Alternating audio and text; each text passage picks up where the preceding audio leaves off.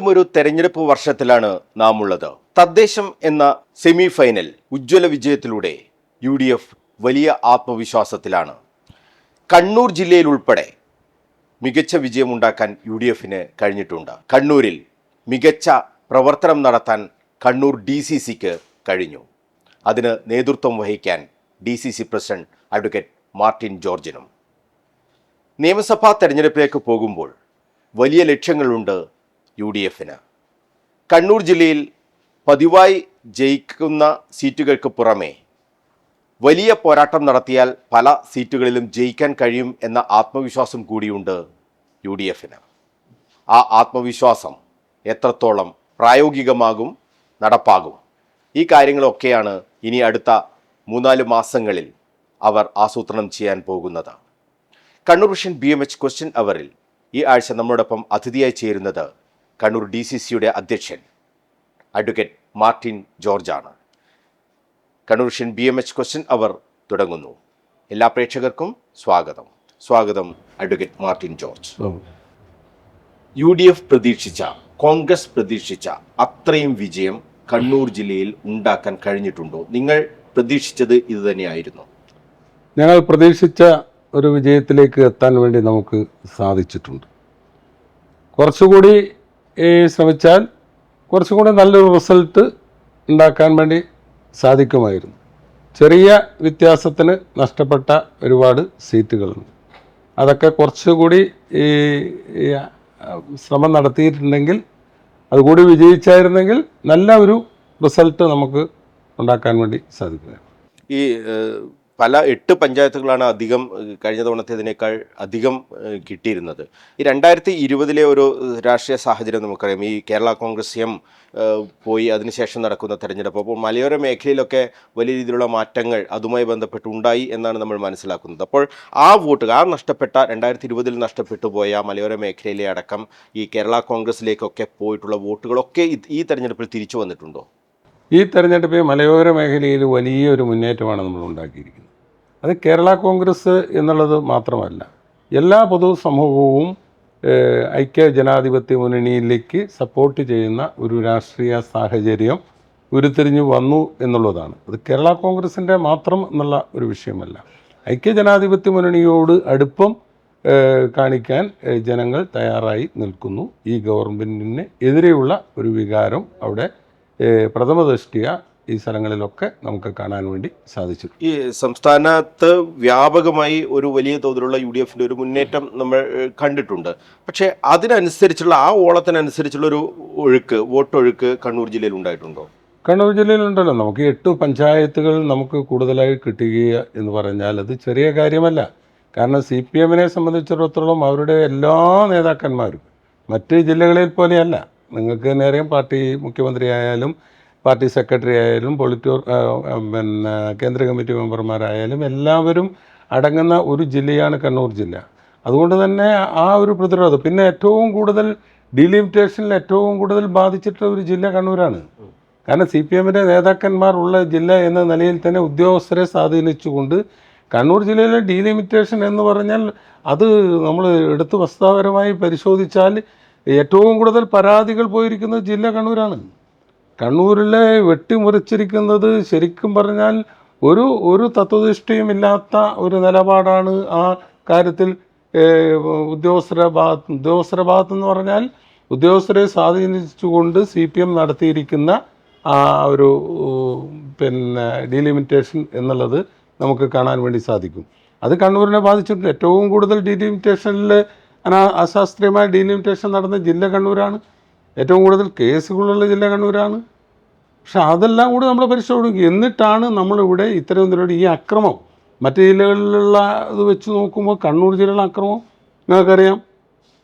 Nomination കൊടുക്കാൻ പോകുമ്പോൾ ഉണ്ടാകുന്ന പ്രശ്നങ്ങൾ ഉൾപ്പെടെയുള്ള കാര്യങ്ങൾ അത് ഞാൻ വിശദീകരിക്കുന്നില്ല. അപ്പോൾ അത്തരം വിഷയങ്ങൾ തരണം. ഇലക്ഷൻ കഴിഞ്ഞിട്ട് നിങ്ങൾക്കറിയാം ഉണ്ടായ അക്രമങ്ങൾ. അപ്പോൾ UDFൻ്റെ സ്ഥാനാർത്ഥികളായി നിൽക്കാൻ വരെ പേടിപ്പിക്കുകയാണ്, ഭീഷണിപ്പെടുത്തുകയാണ്.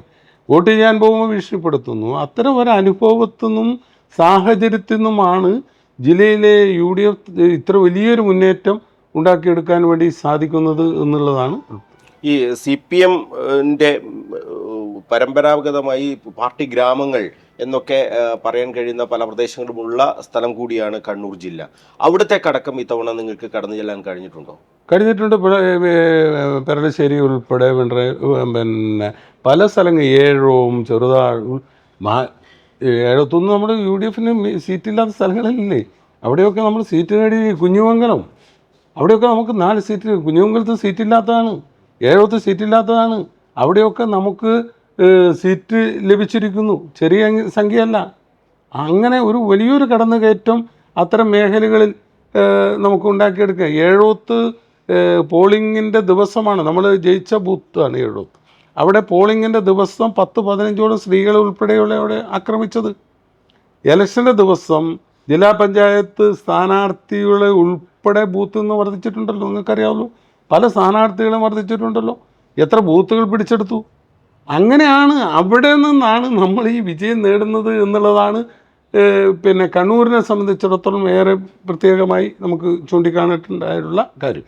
ഈ കണ്ണൂരിലെ ഫലങ്ങളൊക്കെ പുറത്ത് വന്നപ്പോൾ സംസ്ഥാന നേതൃത്വം അഭിനന്ദിച്ചോ? വലിയ മുന്നേറ്റം ഉണ്ടാക്കാൻ കഴിഞ്ഞു എന്ന് തന്നെയാണോ അവരുടെയും ഒരു വിലയിരുത്തൽ? റിസൾട്ട് വന്നു, അതിലാണ് ഏറ്റവും കൂടുതൽ സന്തോഷം എനിക്കുണ്ടായത്. റിസൾട്ട് വന്ന്, കോർപ്പറേഷൻ്റെ റിസൾട്ട് വന്ന് നമ്മൾ കൊട്ടിക്കലാശം ആ ജീപ്പിൽ കയറി ഞങ്ങൾ പോകുമ്പോൾ എന്നെ ആദ്യമായി വിളിക്കുന്നത് ബഹുമാന്യനായ AK ആന്റണി സാറാണ്. എനിക്ക് സത്യത്തിൽ ഭയങ്കര സന്തോഷം തോന്നി. ഞാനതിപ്പോൾ കാണിച്ചുതരാം, ആ ടൈം വെച്ചിട്ട് ഞാൻ കാണിച്ചുതരാം. അപ്പോൾ ഞാൻ കാര്യം പറഞ്ഞു. 2 മിസ്ഡ് കോൾ ഉണ്ട്, കാരണം ആ ബഹളത്തിൻ്റെ ഇടയിൽ നമുക്ക് കാണാൻ കഴിയില്ലല്ലോ, കേൾക്കാൻ കഴിയില്ലല്ലോ. അപ്പോൾ അത് കഴിഞ്ഞ് ഞാൻ ഫോൺ ആരെങ്കിലും വിളിച്ചിട്ടുണ്ടോ എന്ന് എടുത്ത് നോക്കുമ്പോൾ AK ആന്റണി സാറിൻ്റെ ഫോണുണ്ട്. ഞാൻ അപ്പോൾ തന്നെ തിരിച്ചു വിളിച്ചു. അപ്പോൾ തിരിച്ചു വിളിച്ച് ഞാൻ പറഞ്ഞു ഇങ്ങനെ ഉള്ളത് കൊട്ടിക്കലാശത്തിലുള്ളത്. അപ്പോൾ എന്നോട് പറഞ്ഞു കണ്ണൂരിൻ്റെ പ്രത്യേകമായ അഭിനന്ദനങ്ങൾ, കണ്ണൂർ കോർപ്പറേഷൻ ഉൾപ്പെടെ പഞ്ചായത്തിൽ ഉൾപ്പെടെ വലിയ മുന്നേറ്റം നടത്തിയിട്ടുണ്ട്, എല്ലാ അഭിനന്ദനങ്ങളും എന്ന് അദ്ദേഹമാണ് ആദ്യം എന്നെ വിളിച്ചു പറയുന്നത്. പിന്നെ ബാക്കി എല്ലാ നേതാക്കന്മാരും പിന്നീട് തുരതുരയായി അവരുടെ അഭിനന്ദനങ്ങൾ ഉണ്ട്. കാരണം ഇവിടെ കണ്ണൂർ കോർപ്പറേഷൻ അങ്ങ് പിടിച്ചെടുക്കുമെന്ന് പറഞ്ഞിട്ടും അത് പിടിക്കാനാണ് എന്നെ ജില്ലാ സെക്രട്ടറിയെ നിയോഗിച്ചതെന്നൊക്കെയാണ് അദ്ദേഹം പറഞ്ഞത്, CPM ജില്ല. പക്ഷേ അവിടെ നമുക്ക് ഒരു സീറ്റ് വർദ്ധിക്കുകയാണ് ചെയ്തത് എന്ന് നിങ്ങൾ മനസ്സിലാക്കണം. അതിന് രാഷ്ട്രീയം കൂടി പറയാനുണ്ട്. കാരണം അതിനകത്ത് ചില കൂട്ടുകെട്ടുകൾ നടന്നത് കാര്യവും വളരെ വ്യക്തമാണല്ലോ. കാരണം അരക്കിൽ STP ജയിച്ചു. 961ഓളം വോട്ടുണ്ടായിരുന്നിടത്ത് 300, അതായത് 531ഓളം വോട്ട് CPMൻ്റെ കഴിഞ്ഞ 2020 കിട്ടിയ വോട്ടില്ല. 531, അതെവിടെ പോയി? പിന്നെ BJP ജയിച്ച തുണിശ്ശേരിയിൽ 1028 വോട്ട് കിട്ടിയത് 500, അതായത് 461 വോട്ട് CPMനെ കാണാനില്ല. കൊക്കയമ്പാറയിൽ 350, 400ഓളം വോട്ട് CPMൻ്റെ കുറഞ്ഞു. ഒരു ഡിവിഷനിലാണ്, ഓർക്കണം. അതവിടെ പോയി? CPM അത്രമാത്രം തകർന്നടിഞ്ഞു. അവിടെ BJP ജയിച്ചില്ലേ? തുണിശ്ശേരിയിൽ ഇപ്പുറത്ത് സൗത്ത് ബസാറിൽ ചെറിയ 38-40 വോട്ടിനല്ലേ ജയിക്കുന്നത്. അവിടെ കച്ചവടം നടന്നില്ലേ? ഇല്ലെന്ന് നിശ്ചയിക്കാൻ പറ്റുമോ? മുട്ടി കിടക്കുന്നതാണ്. BJPക്ക് CPM ഇത്തവണ വോട്ട് കൊടുത്തു എന്നുള്ളതാണ് ഒരു യാഥാർത്ഥ്യം. അവിടെയാണ് നമ്മൾ കാണേണ്ട ആ ഒരു മുന്നണി സംവിധാനത്തെ തകർത്തുകൊണ്ടാണ് നമുക്ക് കോർപ്പറേഷനിൽ ഈ വലിയൊരു മുന്നേറ്റം ഉണ്ടാക്കാൻ വേണ്ടി സാധിച്ചത്. അതുപോലെ ഒരുപാട് ആരോപണങ്ങൾ ഉന്നയിച്ചല്ലോ. ആ ആരോപണത്തിനൊന്നും ഒരു കഴമ്പുമില്ല എന്ന് വളരെ വ്യക്തമായില്ലേ. അതുമാത്രമല്ല, കോർപ്പറേഷൻ്റെ ഇതിൻ്റെ സപ്പോർട്ടിങ്ങിൽ ചില പ്രദർശനങ്ങളൊക്കെ നടത്തിയല്ലോ. ഇതൊക്കെ തിരുവനന്തപുരം കോർപ്പറേഷനിലോ ഇതൊക്കെ കോഴിക്കോട് കോർപ്പറേഷനൊക്കെ കാണിക്കാമായിരുന്നു. ഇതൊന്നും കാണിക്കാതെ കണ്ണൂർ കോർപ്പറേഷൻ കിട്ടിയാൽ ഇതൊക്കെ കാണിക്കുമെന്ന് പറഞ്ഞതൊക്കെ ജനങ്ങൾ പാടെ പുച്ഛിച്ച്. ഈ കണ്ണൂർ എന്ന് കേൾക്കുമ്പോൾ വലിയ രീതിയിൽ സംസ്ഥാന തലത്തിൽ തന്നെ എല്ലാവരും ശ്രദ്ധിക്കപ്പെടുന്ന ഒരു ജില്ല. അപ്പോൾ കണ്ണൂരിൽ ഏതെങ്കിലും തരത്തിൽ CPMന് ഒരു തിരിച്ചടി ഉണ്ടാകുമ്പോൾ അത് സംസ്ഥാന തലത്തിൽ തന്നെ മറ്റ് നേതാക്കൾക്ക്, പാർട്ടിക്ക്, UDFനൊക്കെ ഒരു ആത്മവിശ്വാസം, ഒരു കരുത്തൊക്കെ തന്നെയാണ്. അപ്പോൾ ഈ കണ്ണൂർ കോർപ്പറേഷൻ്റെ കാര്യത്തിൽ വലിയ രീതിയിലുള്ള പ്രചരണം CPM ജില്ലാ സെക്രട്ടറിയുടെ ഭാഗം നേരിട്ട് ഏറ്റെടുത്തുകൊണ്ട് നടത്തുകയുണ്ടായി. വലിയ രീതിയിലുള്ള അഴിമതി ആരോപണം, ഈ ആരോപണങ്ങളൊക്കെ ഇങ്ങനെ കേൾക്കുമ്പോൾ അവരുടെ വീഡിയോ ഇതൊക്കെ നമ്മൾ നടപ്പാക്കും, ഇതൊക്കെ കണ്ടപ്പോൾ നിങ്ങളൊന്ന് പകച്ചുപോയിരുന്നോ? ഞങ്ങൾക്ക് ഒരു ഭയവും അതിനകത്ത് ഉണ്ടായിട്ടില്ല. കാരണം ഞങ്ങളുടെ ഭാഗം ക്ലിയറാണ്. ഞങ്ങൾ സംഘടനാപരമായി കൃത്യമായി വർക്ക് നടത്തി. ഞങ്ങൾ വോട്ടർ പട്ടികയിൽ പേര് ചേർക്കുന്ന സമയത്ത് കൃത്യമായി ഞങ്ങൾ ചേർത്തു. ഞങ്ങൾ ഇത്തവണത്തെ വിജയത്തിന് ഞങ്ങൾ സ്ഥാനാർത്ഥി നിർണയം ജില്ലാ കോൺഗ്രസ് കമ്മിറ്റി പ്രസിഡന്റ് എന്ന നിലയിൽ ഞാൻ വളരെ സ്ട്രിക്റ്റായിട്ടൊരു തീരുമാനമെടുത്തു. കാൻഡിഡേറ്റ് അവിടെ നിന്നുള്ളവർ അവരുടെ പ്രപ്പോസൽ, അവരുടെ നിർദ്ദേശങ്ങൾ, അവരുടെ തീരുമാനങ്ങൾ അതിന് മുൻഗണന കൊടുത്തുകൊണ്ടുള്ള മണ്ഡലം പ്രസിഡന്റുമാരെയും ഡിവിഷൻ പ്രസിഡന്റുമാരെയും വിശ്വാസത്തിലെടുത്തുകൊണ്ടുള്ള ഒരു സ്ഥാനാർത്ഥി നിർണയം, അത് DCC പ്രസിഡന്റ് എന്ന നിലയിൽ അക്കാര്യത്തിൽ ഒരു വിട്ടുവീഴ്ചയ്ക്ക് ഞാൻ നിന്നിട്ടില്ല. അതെൻ്റെ ഒരു ശക്തമായ DCCയുടെ ഒരു തീരുമാനമാണ്. ആ തീരുമാനത്തിൻ്റെ അടിസ്ഥാനത്തിൽ ഇത്തരത്തിൽ സ്ഥാനാർത്ഥികൾ നിങ്ങൾക്ക് കാണാൻ മനസ്സിലാവും.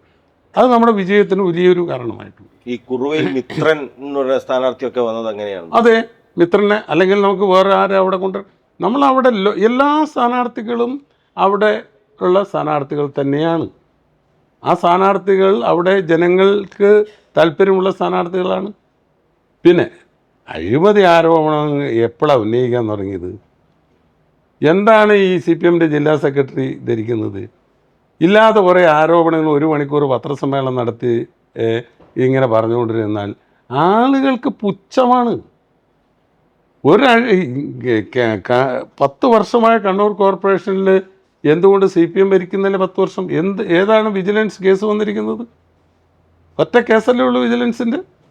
ആ കേസിൽ ആരാൻ CPM ഭരിക്കുമ്പോൾ അവിടെ PK രാഗേഷ് ആയി വന്നപ്പോൾ PK രാഗേഷിനെതിരെയുള്ള കേസല്ലേ അത്? അതല്ലേ ഈ വിജിലൻസുമായി ബന്ധപ്പെട്ട ഒരു കേസ് വന്നിട്ടുള്ളൂ. എന്നാൽ പിന്നെ കേസെടുക്കാറുന്നതിന് എത്ര കാലമുണ്ട്? അപ്പോൾ ഇതൊന്നും ചെയ്യാതെ തെരഞ്ഞെടുപ്പിൻ്റെ സമയത്ത് ഇങ്ങനെ അഴിമതി ആരോപണം അതൊക്കെ പറഞ്ഞാലൊന്നും ആൾ വിശ്വസിക്കില്ല. വാസ്തവത്തിൽ KK രാഗേഷ് CPMൻ്റെ ജില്ലാ സെക്രട്ടറി ഈ തെരഞ്ഞെടുപ്പ് ചെയ്തത് നിങ്ങൾ പരിശോധിച്ച് നോക്കി. കോർപ്പറേഷനിൽ മുണ്ടേരി പഞ്ചായത്തിൻ്റെ അവസ്ഥ എന്താണ്? മുണ്ടേരി പഞ്ചായത്തിൽ അദ്ദേഹത്തിൻ്റെ അനിയൻ്റെ ഭാര്യയല്ലേ അനിഷ. ആ അനിഷ പഞ്ചായത്ത് പ്രസിഡൻ്റായിരുന്നു കഴിഞ്ഞാണ്. അതിനുശേഷം ഇത്തവണയും അത് വനിതാ പ്രസിഡൻ്റായി വരുന്നു. എങ്ങനെ വരുന്നു? ഞങ്ങൾക്കതിൽ ദുരൂഹതയുണ്ട്. കാരണം ജനറൽ സീറ്റിൽ നിർത്തിക്കൊണ്ട് ഇപ്പോൾ 50% സംവരണമുള്ള സ്ഥലം ജനറൽ സീറ്റിലാണ് ആരെ നിർത്തുന്നത്? വീണ്ടും ജനറൽ സീറ്റ് നിർത്തുകയാണ് ഈ പറഞ്ഞ അനിഷേനെ. എന്തിനാണ് നിർത്തുന്നത്? പഞ്ചായത്ത് പ്രസിഡൻ്റാക്കാൻ. ആ പഞ്ചായത്ത് വീണ്ടും വനിതാ സംവരണമായിട്ട് പ്രസിഡൻ്റായിട്ട് വരുന്നു. എങ്ങനെ വരുന്നു? അതിൽ വലിയ ഇടപെടലുകൾ നടത്തിയിട്ടുണ്ട്. അതെന്താ കാരണം? എന്തിനു വേണ്ടിയിട്ടാണ് വീണ്ടും ഈ പറയുന്ന കുടുംബക്കാരിനെ പഞ്ചായത്ത് പ്രസിഡൻ്റാക്കി കൊണ്ടുവരുന്നത് എന്ന് നിങ്ങൾ പരിശോധിക്കണം. ആ സ്കൂളുമായി ബന്ധപ്പെട്ട് വലിയൊരു അഴിമതിയാണുള്ളത്. മുദ്ര ഓഡിറ്റോറിയം അനുബന്ധ കെട്ടിടങ്ങളുമായി ബന്ധപ്പെട്ട് അതിൻ്റെ ഫണ്ടുമായി ബന്ധപ്പെട്ട് അതിന് വരുന്ന വരുമാനവുമായി ബന്ധപ്പെട്ട് അവിടെ ഒരു സൊസൈറ്റി, ആ സൊസൈറ്റി നടത്തിപ്പും കാര്യങ്ങളെല്ലാം ബന്ധപ്പെട്ട് എല്ലാം ഈ പഞ്ചായത്തിൻ്റെയും അതുപോലെ ആ സൊസൈറ്റീൻ്റെ ഭാരവാഹികൾ ആരാന്ന് പരിശോധിക്കണം. വലിയ അഴിമതിയാണ് അവിടെ നടക്കുന്നത് എന്നുള്ളത് പുറം ലോകം അറിഞ്ഞിരിക്കുകയാണ്. ഞാൻ അഴിമതി പരാതി വിജിലൻസ് സംഘം കൊടുത്തിട്ടുണ്ടോ? UDF അത് നമ്മൾ കൊടുക്കും. കാരണം അത് നിലവിലുണ്ട് എന്നുള്ളതാണ് എൻ്റെ വിശ്വാസം. അപ്പോൾ അതിനകത്ത് ഞാൻ പറയുന്നത്, ഞാൻ ഉന്നയിക്കുന്നത് വീണ്ടും ആ പഞ്ചായത്ത് എങ്ങനെ വനിതാ പഞ്ചായത്ത് പ്രസിഡൻറ്റിൻ്റെതായി വന്നു? ഈ പറയുന്ന കക്ഷീനെ ഒരു ജനറൽ സീറ്റിൽ തന്നെ നിർത്തും. അവിടെ വനിതകൾ വേറെ വനിതാ സീറ്റിൽ നിർത്തണം. അപ്പം ഇതിനകത്ത് വലിയൊരു കാരണം പുള്ളിയുടെ ആൾ തന്നെ പ്രസിഡൻ്റായി വന്ന് ഈ അഴിമതികളെ മൂടി വെക്കുക അല്ലേ? അതാണ് ഉദ്ദേശിക്കുന്നത്. അപ്പോൾ ഈ നമ്മൾ തദ്ദേശ ഭരണ തെരഞ്ഞെടുപ്പിൻ്റെ ഓളം അതിൻ്റെ കണക്കുകൂട്ടലുകൾ ഇതൊക്കെ കഴിഞ്ഞു. ഈ നിയമസഭാ തെരഞ്ഞെടുപ്പിലേക്ക് പോവുകയാണ്. നിയമസഭാ തെരഞ്ഞെടുപ്പിൽ എന്തായിരിക്കും? 11 നിയമസഭാ മണ്ഡലങ്ങളാണ് കണ്ണൂർ ജില്ലയിലുള്ളത്. 11 ഇടത്തും ഏത് രീതിയിലുള്ള ഒരു ഇടപെടലായിരിക്കും DCCയുടെ ഭാഗത്തു നിന്നും ഉണ്ടാവുക? ഞങ്ങൾ ഇത്തവണ അതിൻ്റെ നിയമസഭാ വർക്കും നമ്മൾ നേരത്തെ തന്നെ നമ്മൾ തുടങ്ങിയിട്ടുണ്ട്. എല്ലാ സീറ്റുകളിലും നമ്മൾ അനുയോജ്യരായ സ്ഥാനാർത്ഥികളെ നിർത്തണം വേണ്ടി KPCCയോട് നമ്മൾ ആവശ്യപ്പെട്ടിട്ടുണ്ട്. കാരണം ഒരു നിയോജകമണ്ഡലം പോലും നമുക്ക് കിട്ടില്ല എന്ന് പറയാൻ പറ്റാത്ത ഒരു രാഷ്ട്രീയ സാഹചര്യം ഇന്ന് നിലനിൽക്കുന്നുണ്ട്. എനിക്ക് തോന്നുന്നു പ്രത്യേകിച്ച് കണ്ണൂർ ജില്ലയിൽ കാരണം കണ്ണൂർ ജില്ലയിൽ ഈ തെരഞ്ഞെടുപ്പ് കഴിഞ്ഞതിന് ശേഷം ഉണ്ടായ അക്രമ സംഭവങ്ങൾ ഉൾപ്പെടെ ഞെട്ടിക്കുന്ന കത്യാളുമായി പോകുന്ന സംഭവവികാസങ്ങളും മറ്റ് സ്ത്രീകളെ ഉൾപ്പെടെ മർദ്ദിക്കുന്നതുമായ ഒരുപാട് വിഷയങ്ങളുണ്ട്. അപ്പോൾ അത്തരം വിഷയങ്ങളൊക്കെ നമ്മുടെ മുന്നിൽ നിൽക്കുകയും വീണ്ടും ശബരിമല വിഷയവും മറ്റു വിഷയങ്ങളെല്ലാം വീണ്ടും കടന്നു വരികയും ഒക്കെ ചെയ്യുന്ന ഒരു രാഷ്ട്രീയ സാഹചര്യം. പിന്നെ കണ്ണൂർ ജില്ലയിലാണ് CPM-ൻ്റെ നേതൃത്വം. അവരുടെ ധാർഷ്ട്യം, ഞാൻ നേരത്തെ പറഞ്ഞില്ലേ, ആന്തൂർ ഉൾപ്പെടെയുള്ള സ്ഥലങ്ങളിൽ CPM-ൻ്റെ സംസ്ഥാന സെക്രട്ടറിയുടെ ഭാര്യ നേരിട്ട് നിന്നിട്ടാണ്, നിങ്ങൾ കണ്ടിട്ടുള്ള സീനല്ല ആ പ്രകടനവും കാര്യങ്ങളും, ആ ധാർഷ്ട്യം. അപ്പോൾ അവരുടെ ആ CPM-ൻ്റെ ജില്ലാ നേതൃത്വം, സംസ്ഥാന നേതൃത്വം മുഴുവൻ ഉള്ളത് ഈ ജില്ലയിലാണ്. അവരുടെ ആ ധാർഷ്ട്യത്തിനെതിരെയുള്ള വലിയൊരു പ്രതികരണം ഈ തെരഞ്ഞെടുപ്പ്, നിയമസഭാ തെരഞ്ഞെടുപ്പിലുണ്ടാവും. അതുകൊണ്ട് തന്നെ നമ്മളെ സംബന്ധിച്ചിടത്തോളം ഈ 11 സീറ്റും നമ്മൾക്ക് വിജയം സാധിക്കുമെന്നുള്ള ഒരു രാഷ്ട്രീയ സാഹചര്യത്തിലേക്കാണ് ഇപ്പോൾ നീങ്ങുന്നത്. എങ്ങനെയാണ് ഈ സ്ഥാനാർത്ഥി നിർണയത്തിൻ്റെ ഒരു രീതി? അതെങ്ങനെയാണ്? DCC നിർദ്ദേശങ്ങളൊക്കെ സമർപ്പിക്കുമോ? അത് സാധാരണഗതിയിലുള്ള നമ്മളുടെ അടുത്ത് അന്വേഷണം ഉണ്ടാവും, സാധ്യതകളെക്കുറിച്ച് അന്വേഷിക്കും. DCCക്ക് അതിനകത്ത് അതിൻ്റെ എങ്ങനെയാണ് ഇതിൻ്റെ സിറ്റുവേഷൻ എന്നുള്ളതിനെക്കുറിച്ച്, അല്ലാതെ DCC പറയുന്ന സ്ഥാനാർത്ഥികൾ എന്നുള്ളതല്ല, DCC പ്രസിഡന്റ് എന്ന നിലയിൽ DCC ഉള്ള ജില്ലയിലുള്ള മുതിർന്ന നേതാക്കളുമായി ആശയവിനിമയം നടത്തിയാണ് ജില്ലയിലെ സ്ഥാനാർത്ഥികളെ സാധാരണ പ്രഖ്യാപിക്കാറ്. അത്തരം ഒരു സാഹചര്യം ഉണ്ടാവും. എല്ലാവരും അഭിപ്രായ സർവേ നടത്തി അഭിപ്രായ ഐക്യത്തിലൂടെ ഉള്ള സ്ഥാനാർത്ഥികളാണ്. ഈ 11ഇടത്തും എങ്ങനെയാണ് ഇതിൻ്റെ ഒരു രീതി എന്നൊക്കെയുള്ള പ്രാഥമിക ചർച്ചകളൊക്കെ ആരംഭിച്ചു?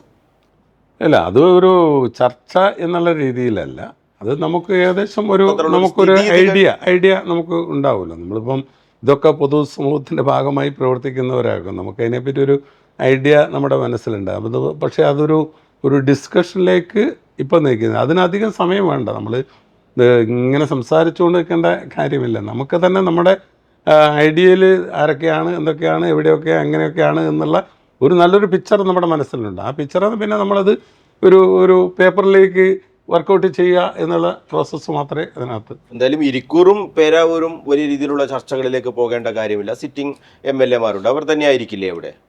അത് KPCC AICC നേതൃത്വമാണ് പറയേണ്ടത്. അതിനകത്ത് അവർ പ്രഖ്യാപിക്കേണ്ടവരാണ്. അവിടെ ഒരു മാറ്റത്തിന് സാധ്യതയില്ലല്ലോ. അത് എൻ്റെ സാധ്യതകൾ അത് അവർ പ്രഖ്യാപിക്കുന്ന അനുസരിച്ചിരിക്കും. വേറെ സാധ്യതകൾക്ക് വേറെ വിഷയങ്ങളുണ്ടാവും എന്നുള്ളത് പ്രശ്നമില്ലാത്ത സാഹചര്യമായിരിക്കും.